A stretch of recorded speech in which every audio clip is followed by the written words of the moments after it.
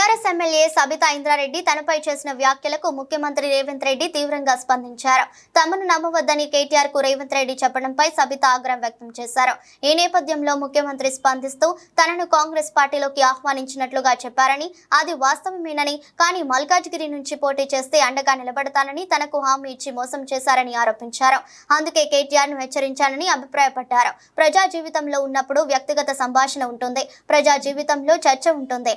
కాంగ్రెస్ పార్టీలోకి రమ్మని నేను చెప్పాను. పెద్ద లీడర్పు అవుతావు, పార్టీకి నీకు భవిష్యత్తు ఉంటుందని నాతో చెప్పానని సబితక్క అంటున్నారు. అది వాస్తవం. అయితే ఇది మా ఇద్దరి మధ్య జరిగిన వ్యక్తిగత సంభాషణ.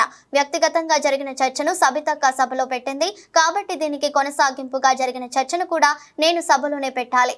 వారి మాటను విశ్వసించి సొంత అక్కగా భావించి కుటుంబ సంబంధాల నేపథ్యంలో, ఇతర రాజకీయ పరిణామాల నేపథ్యంలో నేను టీడీపీ నుంచి కాంగ్రెస్ పార్టీలో చేరానని చెప్పారు.